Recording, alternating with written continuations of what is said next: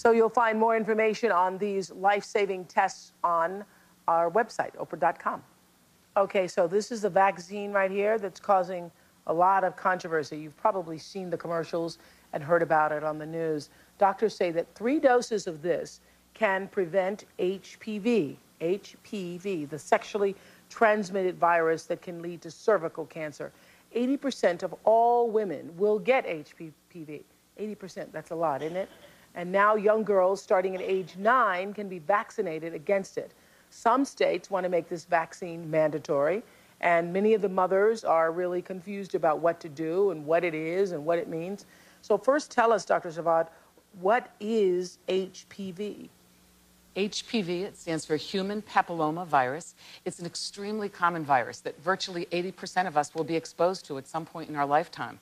It's amazing, and it's a virus that grows on the skin. We'll be exposed to it, but our immune system fights it off? Or? Exactly. What happens is it's skin-to-skin contact. Our immune systems quickly, when we are exposed to this virus, will quickly kick in, fight it off, so that really the risk for cervical cancer, and if you think of HPV virus, we're talking about everything from on your skin, plantar's wart, to even the genital strains that can cause warts, or most often, no symptoms at all. And that's really the worry with cervical cancer. And you get it how? Well, the HPV virus that we're talking about, the type that puts you at high risk for cervical cancer. In fact, we call it the high-risk strains of the virus. There's about 15 types, and we know it's through intimate contact, skin-to-skin contact. Like sex? Yeah, it's usually sexual contact. Yeah. I mean, that's the bottom line. And all of us, 80% of sexually active adults will have been exposed to this virus. The good news is, most of us, 95%, our immune system kicks in, gets rid of the virus. So when does it turn to cancer?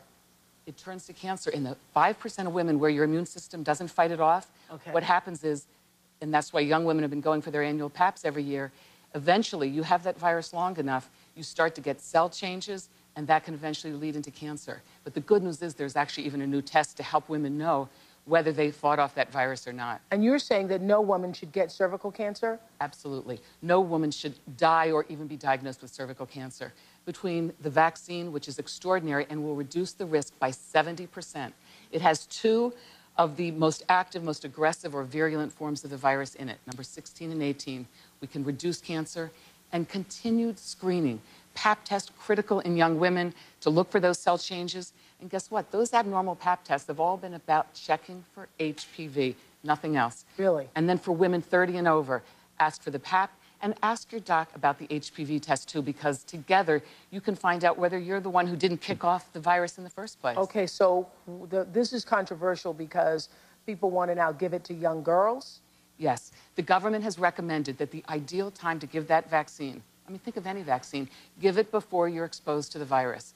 So the optimum time is before a young girl is sexually active. And they chose 11 or 12 because the truth is that's when we know we can pretty much count that the young girl has not been exposed to the virus. Give it at that age group. That's a good time to kick in and give the other immunizations that are important, like your tetanus, diphtheria. And so the girls are already going to be there.